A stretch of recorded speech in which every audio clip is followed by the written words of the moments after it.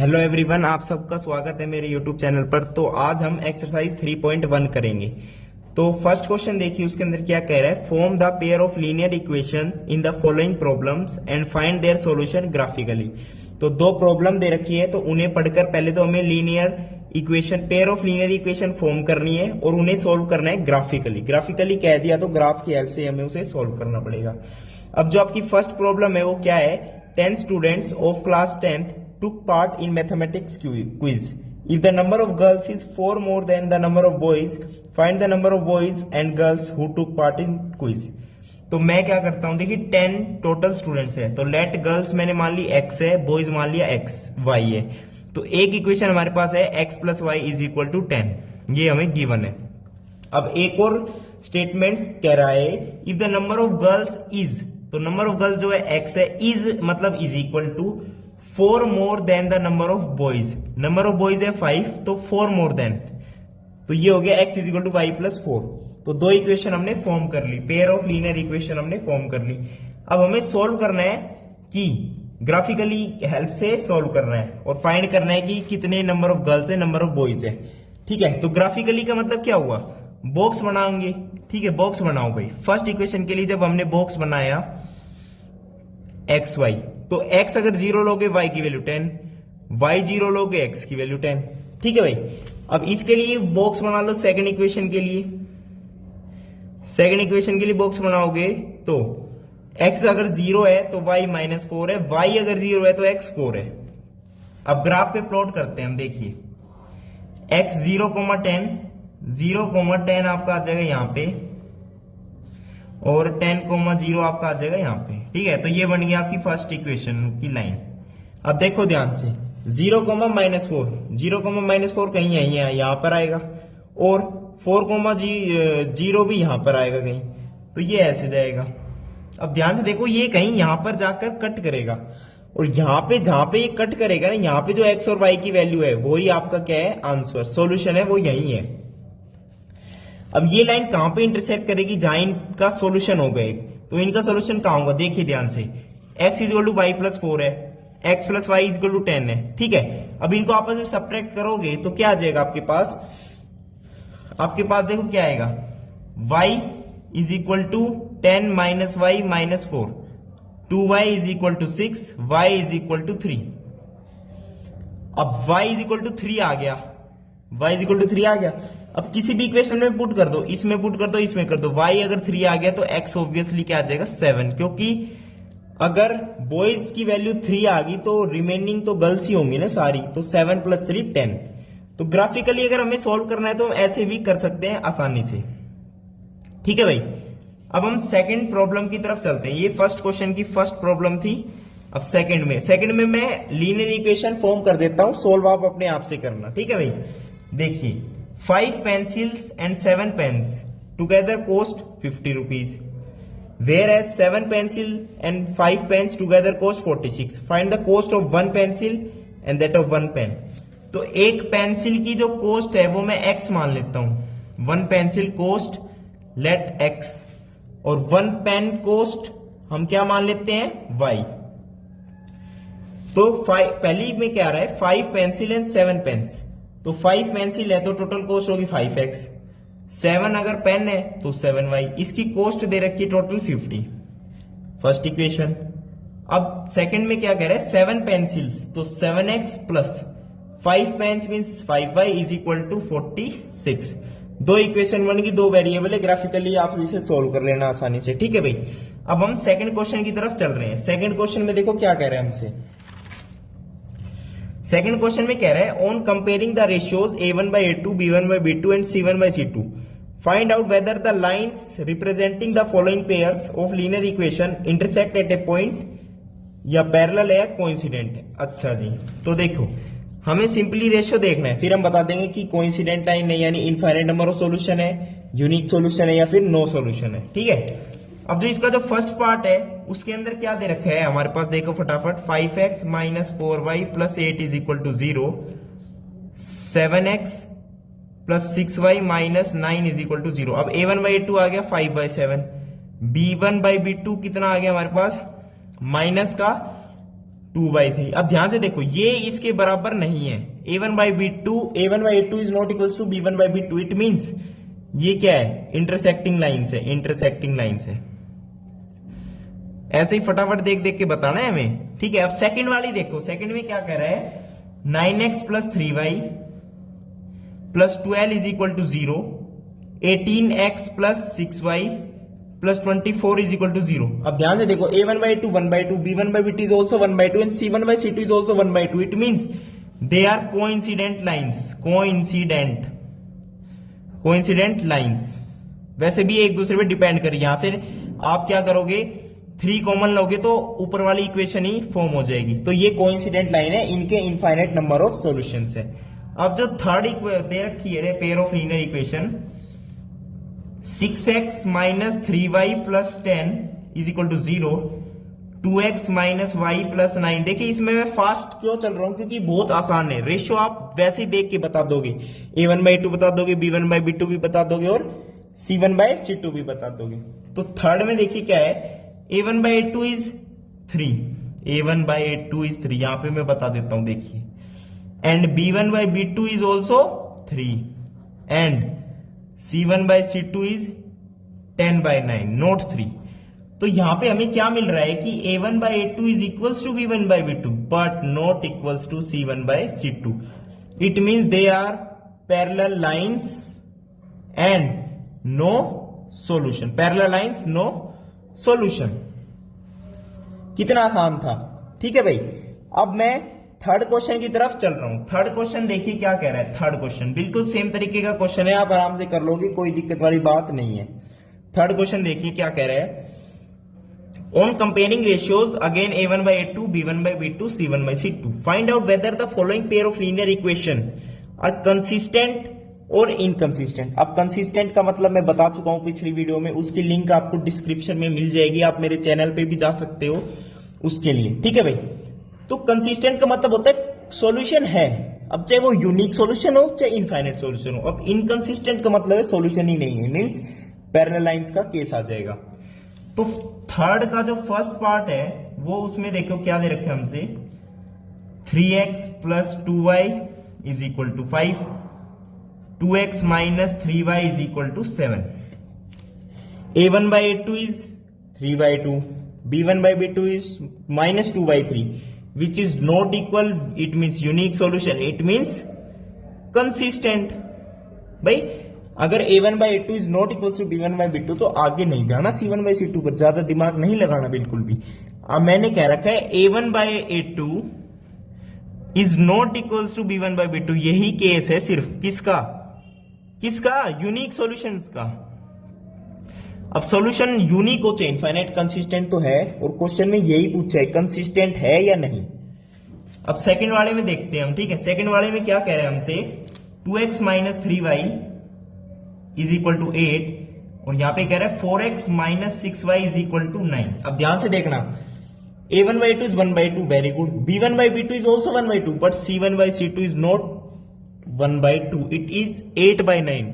तो यहां पे केस बन गया a1/a2 is equals to b1/b2 plus but not equals to c1/c2, means they are parallel lines, they have no solution. No solutions means inconsistent, आप सिर्फ direct लिखना inconsistent, ठीक है। They are inconsistent pair of linear equation. अब third में देखो क्या कह रहा है, 3/2x plus 5/3y is equal to 7, 9x minus 10y is equal to 14। अब ध्यान से देखना, a1/2 करोगे तो क्या आएगा, 1/6, वेरी गुड। अब b1/b2 करके देखोगे तो क्या आएगा, माइनस का 1/6, माइनस का 1/6 आएगा ऑब्वियसली, यस। तो a1/2 is not equals to b1/b2, again they are consistent. इसे आप करके देख लेना खुद से भाई, ठीक है। कंसिस्टेंट है, unique solution, it means consistent है। अब इसका डी आखिरी के 2 पार्ट है वो देखते हैं हम, ठीक है। सी हो गया, डी देखते हैं हम, डी पार्ट, फोर्थ पार्ट कह रहा है 5x minus 3y is equal to 11 minus 10x plus 6y is equal to minus का 22। अब ध्यान से देखना, 5 upon minus 10 minus 1/2 which is a1/a2। Similarly, b1 by b2 is also minus 1/2. Similarly, c1 by c2 is also minus 1/2. It means तीनों equal है, तो obviously it is the case of infinite number of solution. It means they are also consistent. Consistent. अब last part देखते हैं इस question का। देखिए क्या कह रहा है, 4/3x plus 2y is equal to 8 और सेकंड है equation 2x plus 3y is equal to 12। 2x plus 3y is equal to 12। अब ध्यान से देखो, a1/a2 यहां पे क्या दे रखा है, a1/a2 इज 4/3 अपॉन में 2, it is 2/3। b1/b2 is also 2/3, लेकिन ध्यान से देखो c1/c2 इज 8/12, यानी 4 2 8, 4 3 12, it is also 2/3। Again it is consistent.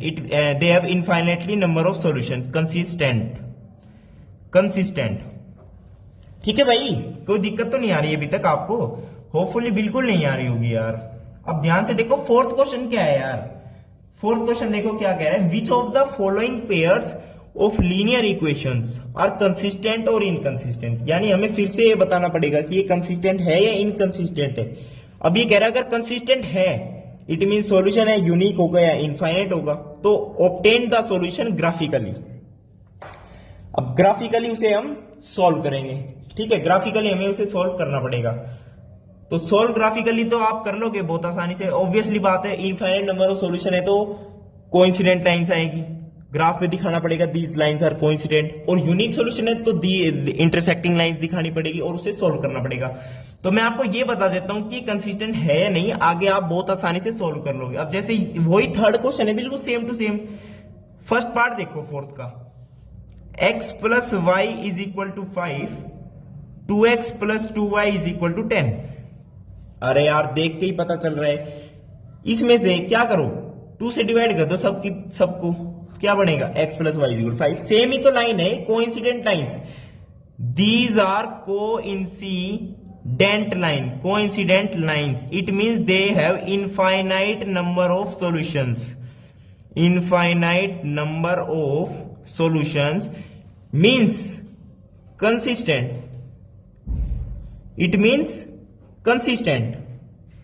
Second देखते हैं पार्ट, लेकिन आपको ग्राफ पे दिखाना पड़ेगा। अगर क्वेश्चन में कहते हैं ग्राफिकली तो दिखाना ग्राफ पे, ठीक है। अब x minus y is equal to 8, second equation कह रही है 3x minus 3y is equal to 16। अब ध्यान से देखो, a1/a2 is 1/3, b1/b2 is also 1/3, but c1/c2 is 1/2। It means not consistent, inconsistent. Inconsistent मैंने क्यों कहा इसको भाई, a1/a2 तो कितना है 1/3, also b1/b2 is also 1/3, but c1/c2 is 1/2। तो ये केस आ गया इनकंसिस्टेंट का, यानी दीज लाइंस आर पैरेलल, ठीक है। और ग्राफिकली तभी करना है अगर वो कंसिस्टेंट है, अगर इनकंसिस्टेंट है तो डायरेक्ट बता देना these pair of lines are inconsistent, they have no solution. Third part देखो क्या कह रहा है, 2x plus y minus 6 is equal to 0 और 4x minus 2y minus 4 is equal to 0। a1/2 is 1/2, b1/b2 is minus 1/2। It means वो वाला case हो गया, a1/a2 not equals to b1/b2। It means consistent तो है ब्रो, और हमें ये ग्राफिकली दिखाना पड़ेगा। जहां पे इंटरसेक्ट करेगी वही क्या होगा, हमारा यूनिक सॉल्यूशन होगा, वही हमारा क्या होगा, यूनिक सॉल्यूशन। ठीक है ब्रो, वही हमारा क्या होगा, यूनिक सॉल्यूशन। अब फोर्थ पार्ट देख लेते हैं हम इसका। फोर्थ पार्ट डी वाला, फोर्थ पार्ट क्या कह रहा है, 2x minus 2y, 2x minus 2y minus 2 is equal to 0 और 4x minus 4y minus 5 is equal to 0। Again देखो 1/2 लेकिन 2/5, तो इसमें केस बन रहा है a1/a2 is equals to b1/b2 but not equals to c1/c2 तो यहां पे हम कह देंगे इनकंसिस्टेंट। इनकंसिस्टेंट देखिए बेसिक पता चल गया ना, बहुत आसान है पूरी एक्सरसाइज, पूरा चैप्टर बहुत आसान है आपका, ठीक है, और ये काम आता है आगे तक। अब फिफ्थ क्वेश्चन है सबसे मेन।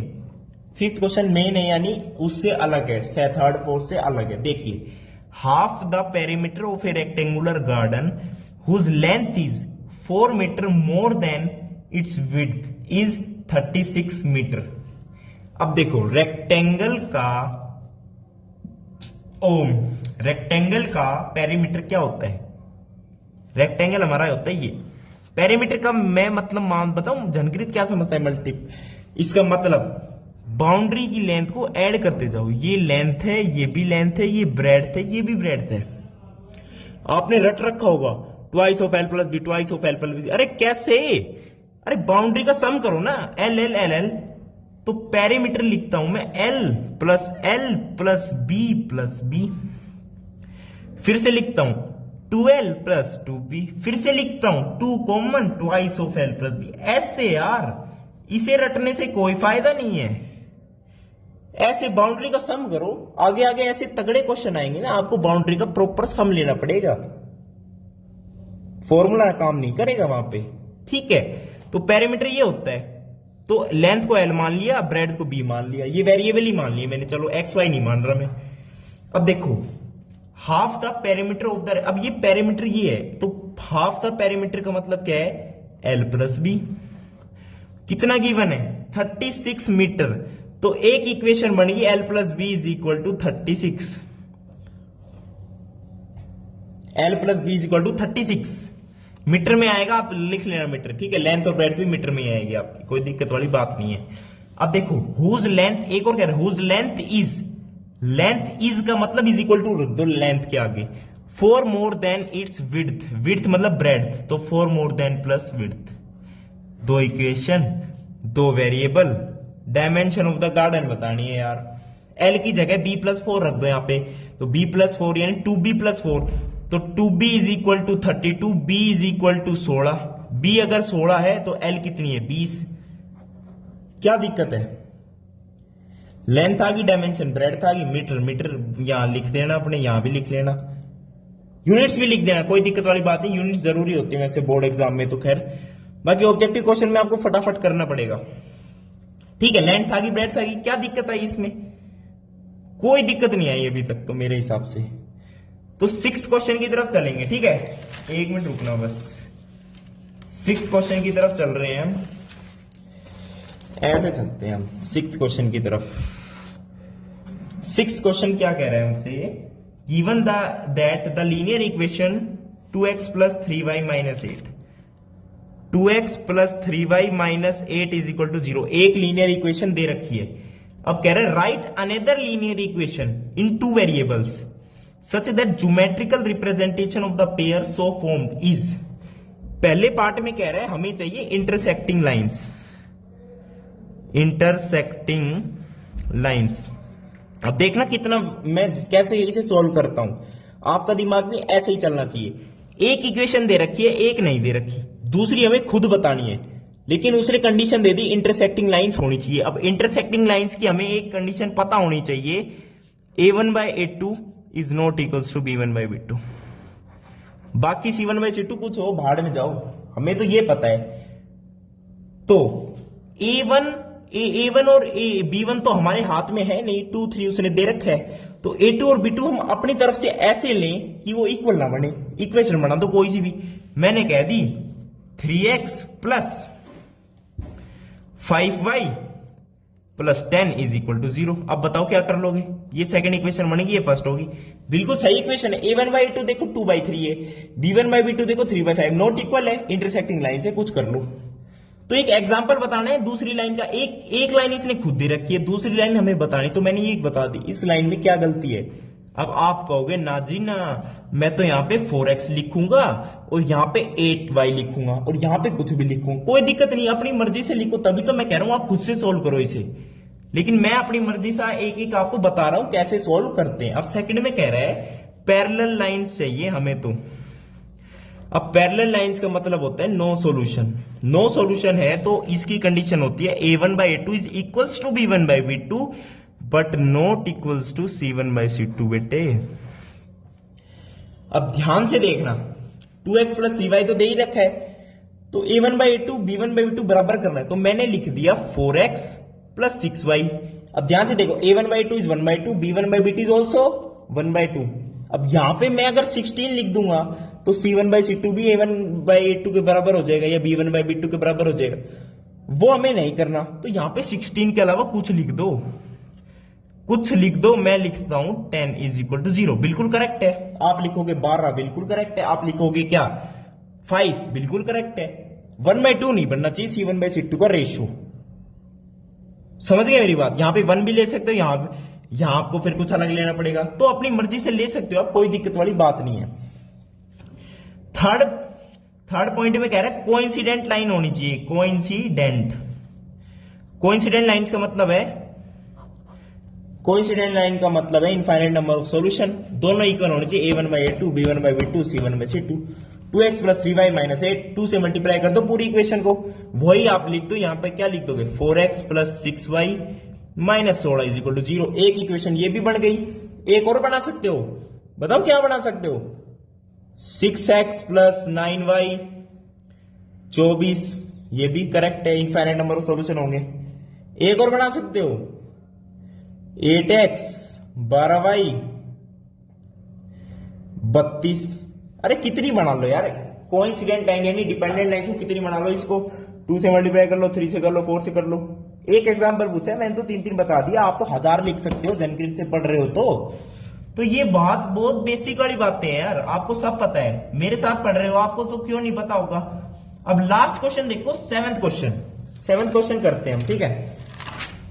इस एक्सरसाइज का लास्ट है ना ये? हाँ भाई बिल्कुल लास्ट है 7th क्वेश्चन। 7th क्वेश्चन देखिए क्या कह रहा है 7th question. Draw the graphs of equations के ग्राफ बनाने, x minus y plus 1 is equal to 0, 3x plus 2y minus 12 is equal to 0।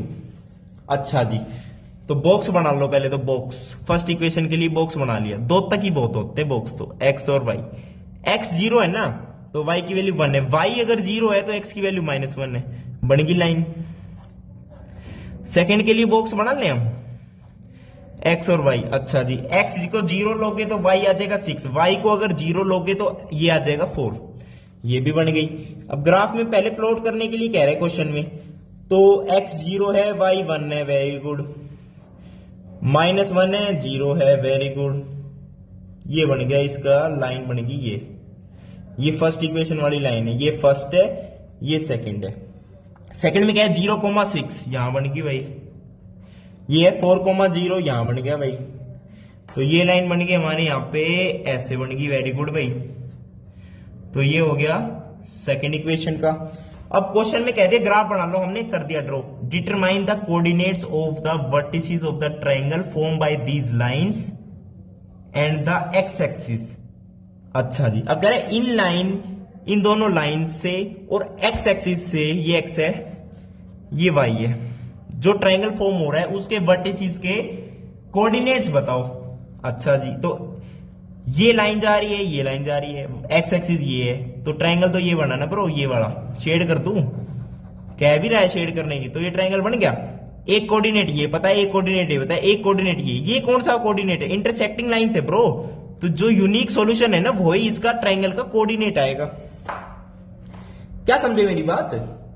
अरे इनका यूनिक सॉल्यूशन जहां पे ये कट कर रही है, इंटरसेक्ट कर रही है, वही क्या होगा इसका कोऑर्डिनेट्स ऑफ ट्रायंगल होगा। एक कोऑर्डिनेट ये होगा, एक ये होगा, एक ये होगा, तो इसे फाइंड आउट कर लेना दोनों इक्वेशन को सॉल्व करके। तो इस ट्रायंगल का ये वर्टिसेस बताने थे 1 2 3, ये तो आपको पता ही है, ये भी पता है, ये निकालने थे बस। ठीक है भाई, तो हमारी ये एक्सरसाइज कंप्लीट हो चुकी है। आपका वीडियो देखने के लिए बहुत बहुत धन्यवाद, थैंक यू, नमस्कार।